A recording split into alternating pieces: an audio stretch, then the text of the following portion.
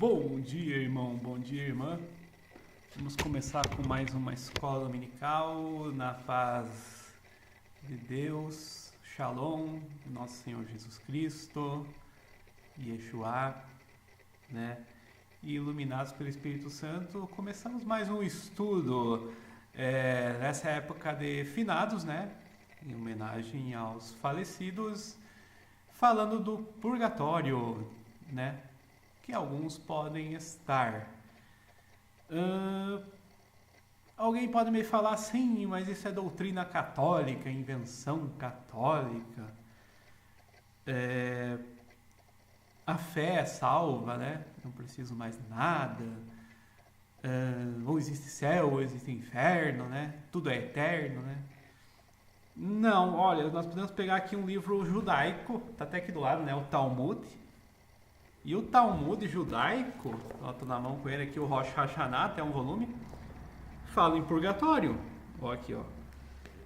Tem uma nota aqui, ó. O propósito do purgatório é reabilitar a pessoa para que ela possa merecer a vida eterna no mundo vindouro.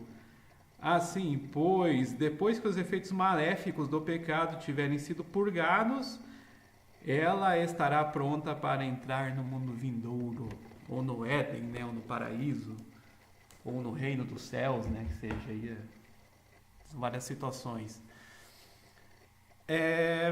A gente vê que o purgatório, segundo a doutrina católica, também é esse lugar de purgação, né, de purificação. É uma esperança, né, porque existe um exemplo na Bíblia, assim, existe o livro de Macabeus, né, o segundo livro de Macabeus, da Bíblia católica, né, ou pegar uma das Bíblias, né, antigas, aí a gente vai ver aqui, ó, aqui no versículo 38 do capítulo 12, né, do segundo livro de Macabeus. Judas, né, o Macabeus, ele teve um problema, os seus soldados morreram em batalha ali, né, eu estou resumindo a história aqui, que a passagem bíblica é longa, e eles estavam com ídolos no bolso, né, eles estavam com ídolos, né, até o ídolo da deusa da Jamnia aqui, ó, né? Então a lei proibia os judeus, né? Então estariam perdidos no inferno já, condenados, condenação eterna? Não. Olha o que o Judas fez. Ele orou, né? Ele pediu ao Senhor aqui, fez o sacrifício, deixa eu ver o que ele fez. Fez o sacrifício pelo pecado. Ele agiu com grande retidão e nobreza, pensando na ressurreição.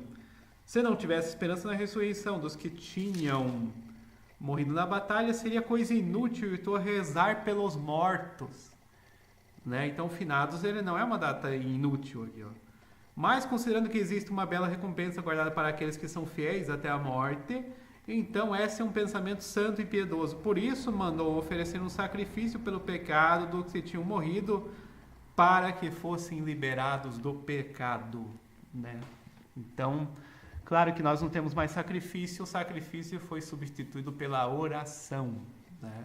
Os templos foram destruídos, né? Então a gente vê, e Cristo também nos reserva a salvação, né? Só que a salvação não significa que não tem recompensa pelo pecado, né? Então, o pecado, mesmo após a tal salvação, né, em Cristo, na fé, ainda tem a obra com a sua recompensa, né? Então, o purgatório, ele tem esse sentido aí de purificação e de misericórdia de Deus, né? Deus não, aí pela essa situação, ele não condenaria uma pessoa sem dar muita esperança, né? Fé, esperança e caridade, né? Fé, esperança e amor. Então essas virtudes, elas vão ser até o fim, né? E com Cristo, Yeshua, né, o Messias, muito mais foi mostrada essa misericórdia de Deus, né?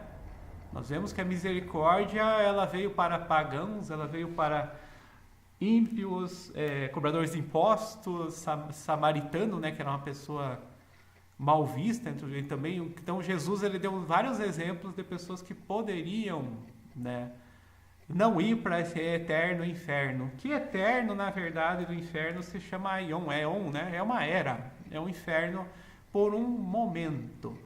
E a palavra Sheol, né, que se vê em Jó, em Samuel, né? Ó, Samuel 22, né? 2 Samuel 22. Cordas do Sheol me rodearam, prenderam-me nos laços da morte. Claro que muitas vezes parece uma metáfora para sepultura, mas o Sheol é o purgatório, né? Aqui o Rashi, o comentarista lá do Talmud fala Sheol é um dos nomes para purgatório, livro judaico. Então, o que se fala muito em Samuel, em Jó, é do purgatório, porque eles não estavam no inferno, não, Jó é o justo. Que inferno Jó esteve? Jó nem morreu, né?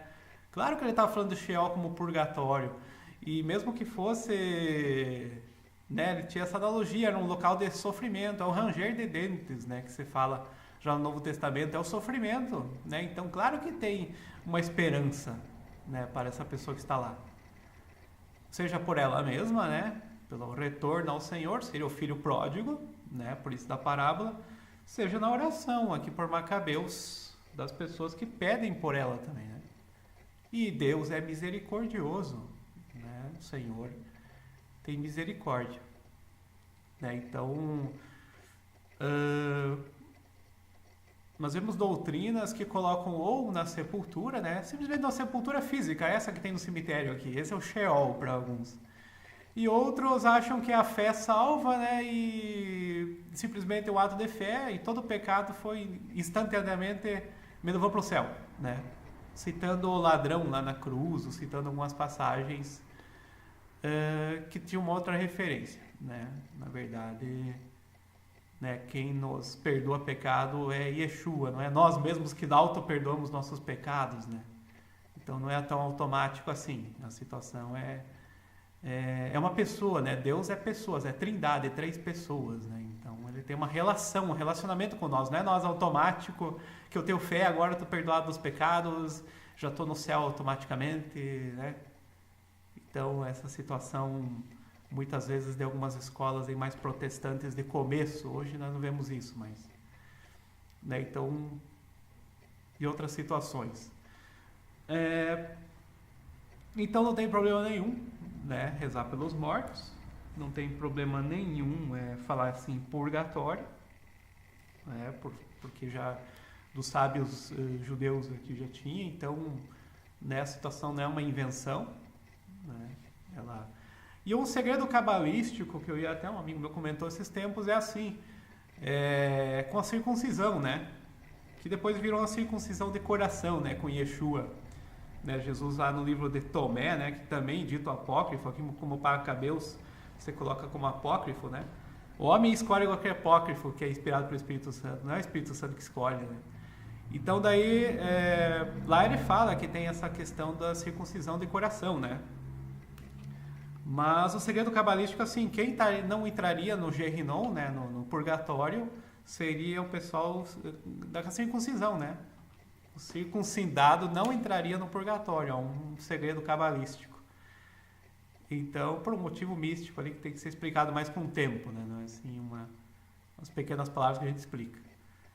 Mas eu poderia interpretar também como essa circuncisão em Cristo, né? Nós somos circuncidados no coração, né? Em Yeshua, em Jesus.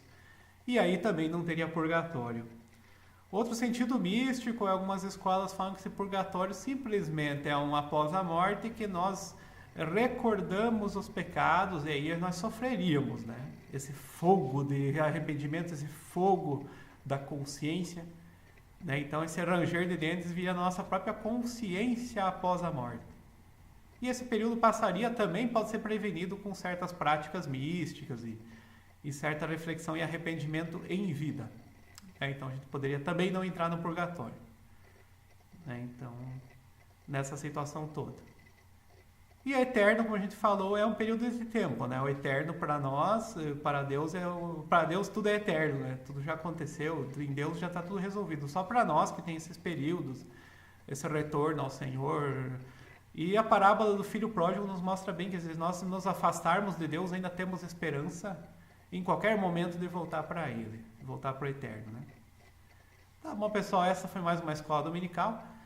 esteja na paz de Deus, de Yahu, na paz de Yeshua, né, Jesus Cristo, e né, Ruach HaKadosh, o Espírito Santo, né, o Sopro Santo, que nos ilumine. Até mais, até a próxima Escola Dominical.